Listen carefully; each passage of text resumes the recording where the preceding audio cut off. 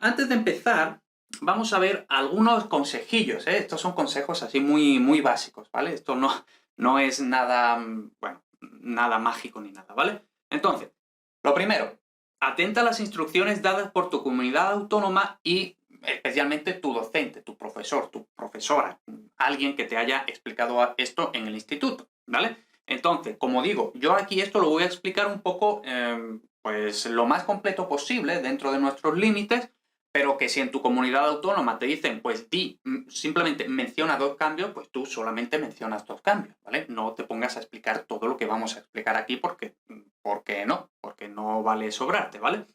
Luego, si tienes que redactar, entonces esto es importante porque si nos piden porque si nos dicen menciona 2 cambios, entonces simplemente tenemos que mencionarlos. Si nos piden explica cambios, entonces hay que redactar, ¿no? Entonces aquí esto es más difícil, lógicamente, ¿no? Entonces, si tienes que redactar, intenta hacer el máximo uso posible de la terminología lingüística, ¿vale? Entonces, todo esto de la palatalización, la síncopa, la apócope, todas estas palabras, ¿no? Siempre que sea correcta y pertinente. Esto es muy importante, ¿vale? Siempre que sea correcta y pertinente. Entonces, de ahí deriva el otro punto. Si dudaras de un término lingüístico, usa otro más genérico, ¿vale? Lo que no vale es que nosotros usemos palabras que luego no son esas palabras, porque entonces, por habernos sobrado, al final es peor para nosotros, ¿vale? Entonces, si dudaras de un término lingüístico, en ese momento dices, ay, pues no sé si se dice síncopa o apócope o, yo qué sé, metátesis o lo que sea, ¿no? Ahora mismo, en selectividad, pues bueno, nervios, ¿no? Es normal. Pues si os pasara eso, usad el término más genérico, ¿vale? Entonces, es mejor eso, usar un término más genérico que usar un término incorrecto, ¿vale? Entonces, por ejemplo, pues no recordamos cómo se llama la desaparición de un sonido dentro de la palabra. Entonces, que es síncopa concretamente, ¿no? Entonces, pues estamos dudando, ¿es síncopa o apócope? ¿Cómo se llamaba? ¿Síncopa o apócope? ¿No nos acordamos? Pues caída, ¿vale? Caída es el término más genérico, que ojo, no está mal, simplemente que sería mejor que dijerais síncopa. Pero bueno, ¿vale? Entonces, pues eso. Y una vez dicho todo ese pequeño preámbulo, vamos ya directamente al lío, ¿vale? Entonces tenemos aquí las 33 palabras, no vamos a ir viéndolas todas, ahora las iremos haciendo, ¿no? Y la primera de ellas es annum, que nos da año, ¿no? Entonces, bastante fácil. Ahora, ¿cómo recomiendo yo que hagáis esto? Pues lo que recomiendo, lógicamente, es empezando... A ver, esto no es necesariamente súper filológico ni lingüístico, pero para el nivel en el que estamos, lo que yo recomendaría es que empezáramos desde el final y fuéramos hacia el principio, ¿vale? Y bueno, si llega el momento, pues ya iré diciendo algunas cosas donde es mejor cambiar un poco el orden, etcétera, ¿vale? Vale, entonces, como digo, en principio lo mejor es desde el final hacia el principio. Entonces, aquí de annum a año tenemos caída de la M final, lógicamente. Luego tenemos abertura con B o con P, ¿vale? Abertura o apertura de la U. Y ahora, esta U realmente no, o sea, podemos decir de la U final, una vez que se ha perdido la M, ¿no? Apertura de la U final, breve, porque eso es importante, que esta U tiene que ser breve. Y luego, no es necesario que digamos que sea átona, porque ya habíamos dicho, o sea, no es relevante que sea átona o tónica, ¿vale? Todas las U's breves, en principio, pasan a O, ¿vale? Entonces, simplemente diríamos abertura de U breve a O, ¿vale? Y ya está. Y ya por último, diríamos que esto depende de cuánto tengamos que redactar, cómo de sobrados vayamos, etcétera, ¿no? Pero diríamos que la N geminada palataliza en ñ, ¿vale? Entonces, pues aquí diríamos, por ejemplo, la N geminada palataliza en ñ. Es decir, mejor palataliza en ñ que decir se convierte en ñ, que sí, que al final es lo mismo, ¿no? Pero bueno, si podemos usar palabrejas, como decía, ¿no? Entonces, eso. Y aquí también, si vamos ya un poquillo sobrados, pues decimos la N geminada, al contrario que las otras geminadas, o que la mayoría de geminadas, no se simplifica, es decir, porque si no tendríamos ano, ¿no? Entonces no se simplifica, sino que la N geminada lo que hace es palatalizarse en ñ, ¿vale? Y ya está, ¿vale? Entonces vemos que esta es muy fácil, ¿vale? La siguiente, tenemos aperire. Entonces, aquí empezaríamos diciendo apócope de la E final. Y vemos que aquí yo no había dicho apócope por todo esto que he explicado en la teoría, ¿vale? Pero bueno, podemos usar apócope aquí también si queremos, pero apócope más propiamente es la caída al final de vocales, no tanto de consonantes. Pero bueno, entonces, apócope de la E final, que esto realmente no es lo primero que pasa, ¿vale? Pero bueno, según nuestra regla de empezar desde el final e ir hacia adelante, pues está bien, ¿vale? Entonces, apócope de la E final. Luego tenemos aquí, y aquí lo podemos explicar de las dos formas, al final es más o menos lo mismo. Tenemos aquí esta P que va a cambiar, va a sonorizar, ¿no? En posición intervocálica, ¿no? Entonces la P entre dos vocales, la P en posición intervocálica, podemos decir la P que es una consonante oclusiva sorda en posición intervocálica, sonoriza. Entonces, ¿en qué sonoriza? En la sonora correspondiente. La correspondiente de P es B, ¿vale? Y luego tenemos aquí esta vocal que lógicamente ha desaparecido, ¿no? Entonces, pues decimos, en este caso, es síncopa. Entonces, no diríamos apócope, ¿vale? Entonces, síncopa, cuando se pierde una vocal, un sonido en general, en medio de la palabra, ¿vale? Entonces, síncopa de la E. Ahora, también diríamos de la E respecto a la sílaba tónica, que es I, aperire, ¿no? Respecto a la sílaba tónica, que es I, aperire, esta es la pretónica, ¿no? Entonces, síncopa de la vocal pretónica, ¿vale? Entonces, pues ya tenemos abrir. ¿Qué más? Esto también lo podríamos explicar de otra forma, es decir, todo esto si lo tenemos que redactar todo, ¿vale? Si simplemente tenemos que decir dos cosas o tenemos que no redactar lo que sea, pues no hace falta entrar en esto, ¿no? Pero si tuviéramos que redactar y estamos muy sobrados, otra vez, esto de estar muy sobrado, cuidado, mucha precaución con esto, ¿vale? Esto más bien os lo recomendaría si tuvierais que de alguna forma compensar alguna otra pregunta, en el sentido de, la literatura me ha salido bastante mal, entonces, bueno, a ver si compenso un poquito aquí y el corrector se apiada de mí, ¿no? Si no, pues no os sobréis mucho, ¿vale? Pero podríamos decir que o bien ocurre esto, que la P intervocálica sonoriza y que luego perdemos la E pretónica, síncopa de la E pretónica, o al revés, que primero tenemos síncopa de la E pretónica y luego igualmente sonoriza una P, una consonante oclusiva sorda, igualmente sonoriza entre una vocal y una líquida, una consonante líquida, ¿no? Entonces, de hecho, probablemente ese es el orden, ¿vale? Porque en italiano es aprire, aprire, y en italiano se conserva la P, se ha perdido la E, entonces lo más probable es que primero se haya perdido la E y luego haya sonorizado la P, ¿vale? Luego, esta es muy fácil, ¿vale? Esta es facilísima. Tenemos pérdida de la M final, abertura de la U breve en O y luego monoptongación del diptongo AU. Pues ya está, ¿vale? Es bastante fácil esa. Luego tenemos aquí capillum. Entonces, otra vez, pérdida de esta. Luego, abertura tanto de la U breve como de la I breve. Entonces, las dos se abren. Entonces, esta en E, esta en O. Luego, tenemos, podemos decir primero esto, lo que sea, ¿no? Entonces, aquí otra vez, tenemos que la L geminada, entraríamos otra vez en lo mismo que habíamos dicho aquí. La L junto a la N principalmente es la otra geminada más importante que no se simplifica, en este caso no es una sola L en español. Por ejemplo, si no me equivoco, en gallego-portugués sí que simplemente se simplifica, ¿no? A una L. Pero en español no se simplifica, sino que nuevamente va a palatalizar, ¿no? Y ya luego esta P en posición intervocálica sonoriza, ¿vale? Entonces, pues vemos que bastante fácil. Luego, esta es súper fácil, esta de hecho yo no sé por qué se pone, porque es muy fácil, ¿no? Entonces, pérdida de M final como siempre, y luego monoptongación del diptongo au, que es lo normal, ¿vale? Entonces, de causam tenemos cosa. La siguiente tenemos aquí, otra vez, ¿no? Pérdida de la M final.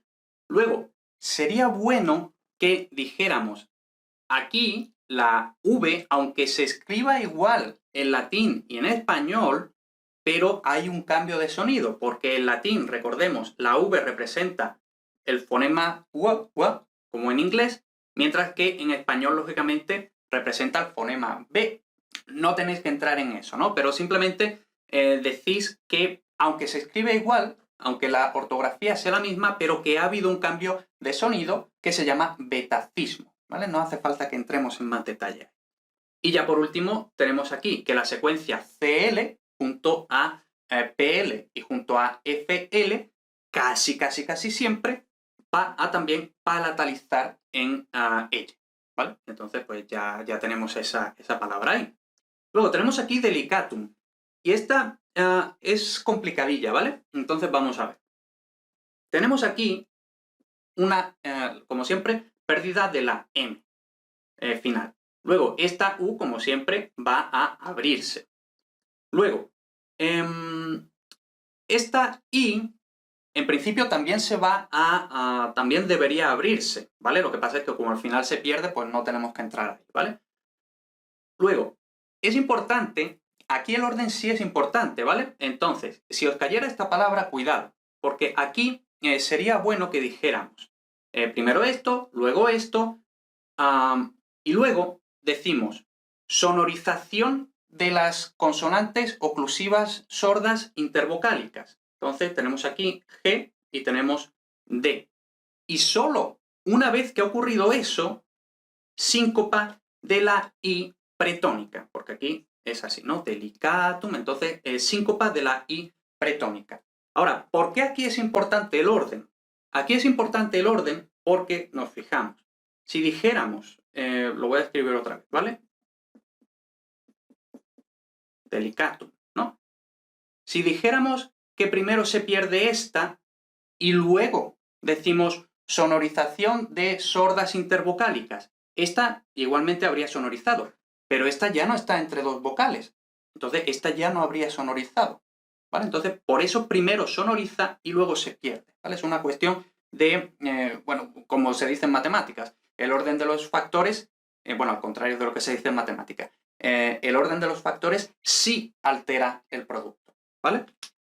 Entonces, cuidado con eso. Entonces, cuidado, como digo, si os cae esta palabra, tenéis que explicarlo en ese orden, que primero sonorizan y luego hay síncopa de esa I pretónica. Y de hecho, otra vez, si vais sobradillos, pues podéis añadir este razonamiento, que ha tenido que ser en ese orden, porque si no hubiera sido en ese orden, esta C no habría sonorizado, ¿vale? Y con eso, bueno, enamoráis al correcto, ¿no? Luego tenemos aquí dominum, como siempre, esto, luego apertura de la O, y luego ya tenemos aquí síncopa de la I, en este caso la I es postónica, ¿no? Entonces síncopa de la I postónica, ahora se crea esta secuencia MN, y ahora esta secuencia MN va a actuar, bueno, propiamente va a asimilarse, esto lo podemos decir, se va a asimilar, y una vez que tenemos NN, va a actuar igual que NN original. Es decir, igual que en annum tenemos año, pues esta NN pues acabará siendo ñ, ¿vale? Y ya por último tenemos aquí esta O que, como es tónica, y en español tenemos UE, eso nos está diciendo que es tónica y breve, ¿no? Entonces tenemos diptongación de O breve tónica, ¿vale? O breve tónica, diptonga en UE. Bien. Luego, tenemos aquí facere, ¿vale? Entonces, y aquí, bueno, esto no es necesario porque de los acentos nunca se dice nada, ¿no? Pero bueno, voy a comentar alguna cosilla de los acentos, ¿vale? Entonces, aquí lo primero que diríamos sería apócope de la E. Por cierto, lógicamente, cuando digamos apócope de E, si podemos no decimos solo apócope de E, sino que decimos apócope de E inmediatamente detrás de, recordemos, león sordo Z, Ahora, lógicamente en el examen no digáis león sordo Z, ¿no? Sino que decís L, N, S, R, etcétera, ¿vale? Y es lo que tenemos aquí, ¿vale? Entonces, nos queda eso. Luego, tenemos aquí que si nos fijamos, porque en latín hemos dicho que es facere, en cambio en español es hacer, ¿no? Porque todos los infinitivos españoles son agudos, ¿vale? Entonces, creo que no es difícil y nunca podemos equivocarnos si decimos, bueno, nos podríamos equivocar si no supiéramos que en latín el acento va aquí, pero bueno. Decimos simplemente, si sabemos que el acento en latín va aquí, decimos que ha habido un cambio de acento, ¿vale? Y ya está. Y luego, ¿qué más tenemos que hacer? Lógicamente, aquí tendríamos que decir otra vez que aunque la grafía es la misma en español y en latín, pero ha habido un cambio de sonido, porque en latín esto suena como K, esto en español suena como Z o como S, si somos S antes o no, ¿vale? Entonces, tenemos que decir que ha habido una palatalización de la C, de una oclusiva velar, ¿no? Una oclusiva velar palataliza o concretamente antes de una vocal palatal. Nos recordemos que las vocales palatales habíamos dicho que son la I y la E, ¿vale? Entonces, por eso hay esta conversión del sonido. Y ya, por último, tenemos que la F inicial, seguida inmediatamente de vocal, aspira, ¿vale? Entonces, bueno, primero habíamos dicho aspira, en español medieval esto sería hatser, mientras que luego esa aspiración en la historia del español, ya al final de la Edad Media por ahí, bueno, ya en Siglo de Oro incluso, no vamos a entrar ahí, pero bueno, pues ya se pierde la aspiración, ¿no? Entonces de hatser a hacer, sin aspiración, ¿vale? Y ya está. Luego, otra vez, si tenemos que redactar y vamos sobradillos, y sobre todo si tenemos que compensar, pues podemos añadir que la F inicial aspira solo en los contextos en los que va inmediatamente seguido de vocal, no si hubiera una consonante, por ejemplo, en flor, no sería flor, ¿no? Y si esa vocal no va a diptongar luego, ¿vale? Bien, como por ejemplo en fuerte no tenemos fuerte, ¿vale? La excepción sería ferrum, hierro, pero bueno. Luego tenemos filium, que nos da hijo. Entonces, como siempre, esto, caída de la M final, apertura de esta O. Luego, recordemos que LI, la secuencia LI, inmediatamente seguida de vocal, va a otra vez, bueno, palatalizar y va a convertirse en J, ¿no? Entonces, esta secuencia li, seguida de vocal inmediatamente, se convierte en J, y luego aquí otra vez tenemos esta F que primero se aspira y luego la aspiración desaparece, pero se conserva en la ortografía, ¿no? Con una H. Y ya está aquí, ¿no? Luego, otra vez, si tenemos que redactar, depende mucho, ¿no? A lo mejor incluso no siempre tenemos que mirar solo a selectividad. Es posible que a lo mejor vuestros profesores en clase, los exámenes, lo que sea, pues practicáis este tipo de ejercicios y vuestros profesores no se limitan a lo súper básico, ¿no? Y os dicen, bueno, ahondad un poquito, ¿no? Entonces, pues aquí, esto en principio no lo tendríamos que decir en selectividad, pero si tenemos que ahondar un poquito con vuestro profesor, lo que sea, pues aquí se me ocurre, ¿no? Otra cosa que podríamos decir es que esta I, como en español se queda como I, eso nos indica que esta I en latín era larga. Si hubiera sido breve, habría sido ejo. Vale. La siguiente palabra tenemos flammam, que aquí es bastante simplón, ¿no? Pérdida de la M final. Y luego tenemos, aquí sí, esta geminada simplemente simplifica. Al contrario de la L y la N geminada, la M geminada pues simplemente simplifica en la correspondiente consonante simple. Y por último tenemos la palatalización del grupo FL, ¿no? Igual que PL o CL, ¿no? Que casi siempre tenemos eso. La palatalización no siempre, ¿no? Por ejemplo, en flor no tenemos yor, ¿vale? Pero casi siempre. Luego, tenemos aquí integrum, y vemos que digo integrum. ¿Cómo sabemos que en latín el acento va aquí? Pues bueno, porque existe el cultismo íntegro. Los cultismos conservan el acento que tenían en latín, ¿no? Y sin embargo, en español es entero, ¿vale? Entonces, ahora explicaremos ese cambio de acento, que otra vez lo podríamos comentar, o lo deberíamos quizá comentar, ¿no? Entonces, pero bueno, empezamos desde el principio, ¿no? Pérdida de M final, apertura de U breve, Luego, esta I, como en español tenemos E, eso también era una I breve que va a abrirse, ¿no? Entonces, estas dos cosas, lógicamente, lo podríamos explicar a la vez. Y ya por último tenemos la desaparición, porque habíamos dicho, ¿no? Tenemos aquí, en este caso, bodega. Entonces, las oclusivas sonoras, bodega, en posición intervocálica o entre una vocal y una líquida, RL, que es el caso, vocal y líquida, R, las sonoras pueden desaparecer. Y esto es caprichoso, ¿vale? Esto algunas veces sí, otras veces no. Pues bueno, en este caso vemos que sí. ¿Por qué lo vemos? Pues porque aquí sí está y aquí no, ¿vale? Porque tenemos ojos. El que tenga ojos, que me imagino que casi todos, ¿no? Lo sabrá que no, pues bueno. Entonces, y ya está, ¿vale? Y luego, también comentaríamos el cambio de acento, ¿vale? Entonces, ¿por qué se cambia el acento? Ojo, esto creo que no es materia de selectividad. Si lo fuera, pues lo voy a explicar de todas formas. Pero bueno, por nuestro conocimiento, ¿no? En los grupos de oclusiva más líquida, entonces, petaca bodega más líquida, RL, estos grupos, como aquí, pueden causar un cambio de acento. Lo vamos a explicar así de simple, ¿vale? Estos grupos pueden causar un cambio de acento, ¿no? Entonces, eso es lo que tenemos efectivamente, ¿no? Que el acento en latín clásico estaba aquí, pero luego en la evolución pasa a la otra sílaba, ¿vale? Entonces, lo dejamos así, ¿vale? Grupo de oclusiva más líquida, lo podemos decir en latín, que queda más culto, decimos muta cum liquida. Lógicamente, líquida sin acento porque estamos escribiendo en latín, ¿no? Entonces, muta cum liquida, oclusiva más líquida, ¿no? Puede causar un cambio de acento. Lo resumimos así. Vale. Luego, laborare. Tenemos aquí, como siempre, apócope de la E final, león sordo Z, etc. Y aquí simplemente tenemos algo tan simple como el acento va aquí, ¿no? Laborare, entonces síncopa de la vocal pretónica. Y ya está. Entonces nos queda labrar. No tiene mayor dificultad.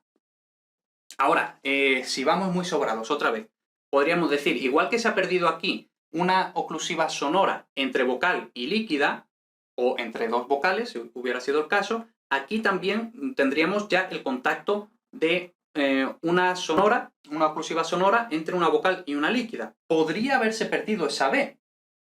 Lo que pasa es que entonces sería muy raro porque tendríamos larar. Entonces no se ha perdido. Vale, como decía en la teoría, nosotros en principio lo que tenemos que comentar es lo que sí ha ocurrido. No tenemos que entrar en lo que no ha ocurrido, ¿vale? Entonces, aunque podríamos haberlo esperado. Nosotros simplemente entramos en lo que sí ha ocurrido.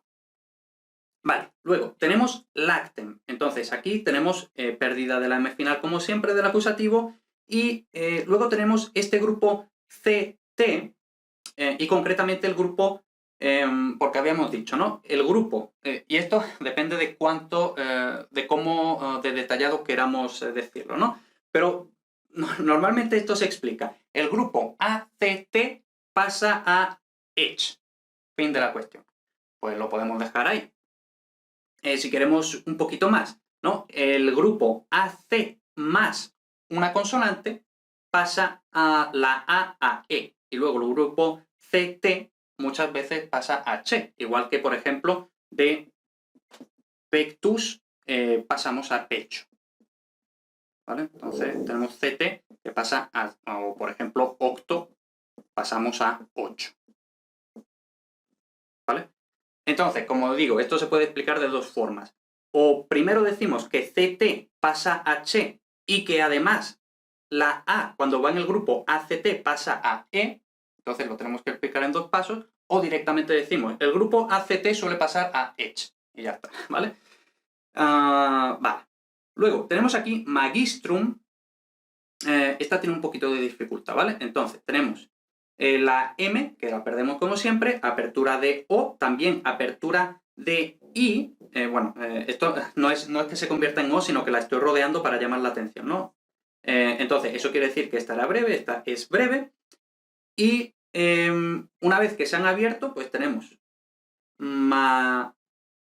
algo así como magestro, y ya por último tenemos otra vez, igual que habíamos dicho, por ejemplo, aquí, una bodega, ¿no? Una oclusiva sonora puede perderse en posición intervocálica, como es el caso, ¿vale? Esto realmente es mucho más complejo, pero bueno, lo resumimos así, ¿no? Entonces, pues nos queda maestro. Y ahora, otra vez, no tenemos que entrar en lo que no ocurre, pero si vamos muy sobrados, podemos decir, y ahora se crea aquí un diptongo AE, ¿no? Bueno, perdón, no un diptongo, se crea una secuencia AE que, como no es originaria del latín, esta secuencia ha aparecido muy tarde, entonces ya no actúa como AE original del latín. Entonces ya no va a monoptongar, sino que se queda tal cual, ¿vale? Y de hecho,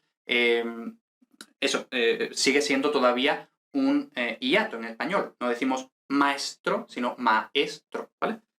Como digo, no tenemos que decir lo que no pasa. Luego, tenemos multum. Entonces, como siempre, esto así. Luego, esta U, como es breve, pues se abre en O. Luego, esta palabra está así un poco fullera también, porque esta U también es breve. Por tanto, deberíamos explicar que esta U se abre en O, y sin embargo, no se abre en O, ¿no? Entonces aquí hay un poco de fullería, pero bueno. Simplemente, ¿cómo se explica esto? Pues que el grupo ULT pasa a UCH. Fin de la explicación, ¿vale? Y ya está, ahí lo tenemos.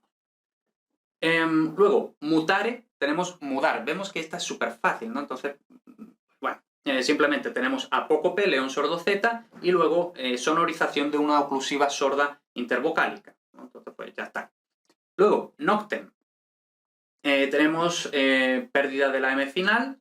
Luego, tenemos aquí CT, que como habíamos dicho arriba, CT, igual que en octo, que pasa a 8, pectus, que pasa a pecho, lacte, que habíamos dicho que pasa a leche, etcétera, ¿no? Pues CT, palataliza, se convierte en che y ya está. Ahora, aquí también hay un poco de fullería, porque esta O es breve, y siendo O breve tónica, debería haber notado nueche, pero eso no lo decimos, ¿vale? Entonces no nos metemos ahí. Oculum, que da ojo, ¿vale? Esta parece dificililla, ¿no? Entonces, vamos a ver cómo ocurre eso. Perdemos la M, final como siempre. Luego, esta U es breve, entonces, pues bueno, como es breve, pues se abre, ¿no? Luego, esta U también es breve. ¿Cómo sabemos que es breve? Porque para que el acento vaya aquí, oculum, la penúltima tiene que ser breve según la ley de la antepenúltima, ¿no? Pero bueno, eso no tenemos que entrar ahí. De todas formas, como esta U, en principio habría dado ócolo. Lo que pasa es que luego vamos a tener síncopa, ¿vale? Entonces, síncopa de la U postónica, ¿vale? Síncopa de la U postónica. Entonces tenemos la secuencia ya oclo, y ya el grupo CL palataliza a J, ¿vale? Y ya está, ya tenemos ahí ojo. Luego, operam. Aquí esta se parece un poco a una que nos ha salido antes, que ya no me acuerdo cuál era, a aperire, ¿no? Se parece bastante a aperire, vemos que es muy parecida, ¿no? Entonces, vamos a ver cómo. Pérdida de M final como siempre. Luego tenemos que, otra vez, podemos explicarlo de las dos formas. O primero, sonorización de una sorda intervocálica, y luego, el acento va aquí, ¿no? Y luego, síncopa de la postónica, o al revés, primero síncopa de la postónica y luego sonorización, pero en este caso no de intervocálica, sino de sorda entre una vocal y una líquida, que actúa igual que si fuera intervocálica, ¿no? En los dos casos nos daría el mismo resultado, no importa el orden ahí. Luego, petram.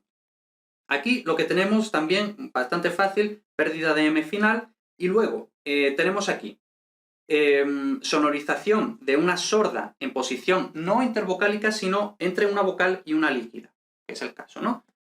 Y ya luego, como esta es breve y tónica, pues diptonga. ¿Cómo sabemos que es breve? Porque ha diptongado. ¿vale? A priori no podemos saber que es breve, pero sabemos que es breve porque ha diptongado. ¿Ya? Entonces, pues ya está, bastante fácil. Luego tenemos plenum, que nos da lleno, entonces está bastante fácil, ¿no? Pérdida de M final, apertura de U breve al final, y ya por último tenemos aquí que PL palataliza, ¿no? El grupo PL palataliza y ya está, ¿vale? Luego tenemos populum, entonces tenemos pérdida de M, luego apertura de U breve, ¿no? Como siempre, todas las U del final, pues siempre hace lo mismo, ¿no? Luego, aquí otra vez podemos explicarlo de dos formas, ¿no? Esto es populum, ¿no? Entonces vamos a tener sonorización y síncopa, o síncopa y sonorización. En los dos casos nos va a dar igual, perdón. Entonces podría ser o primero la B y luego perdemos la síncopa de la postónica, o primero síncopa de la postónica y luego sonorización de una sorda entre una vocal y una líquida, ¿vale? Que funciona también. Y ya por último, por supuesto, diptongación de O breve tónica.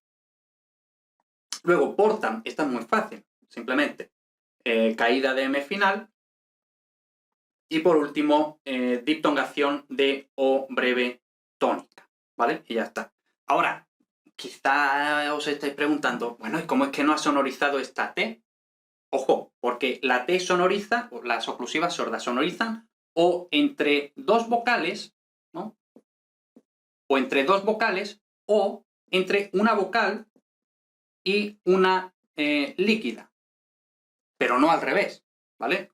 Entre una líquida y una vocal, como sería más o menos este contexto, ¿no? RTA, ¿no? Líquida, vocal, perdón, la oclusiva en cuestión y una vocal.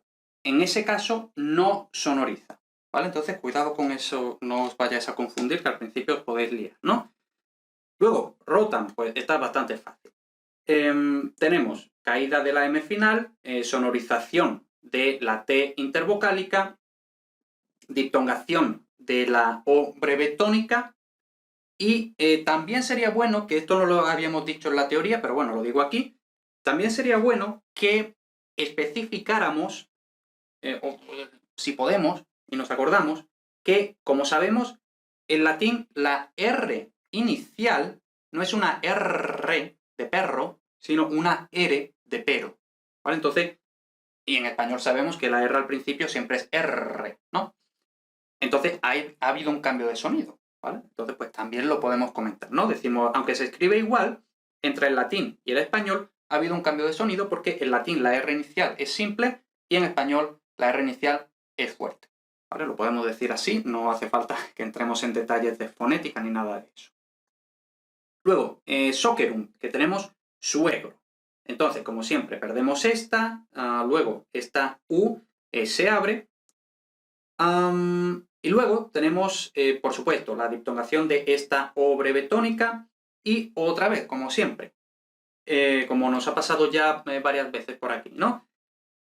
Podemos decir o que primero hemos tenido síncopa y luego hemos tenido sonorización, es decir, síncopa de la postónica y luego sonorización de, en este contexto, o que primero hemos tenido la sonorización entre vocales, este contexto, y luego la síncopa, ¿vale? Esto ya nos ha salido muchas veces, entonces tampoco me quiero repetir mucho. Y ya las últimas que tenemos aquí, somnum, entonces esta la perdemos, esta, pues como siempre se abre.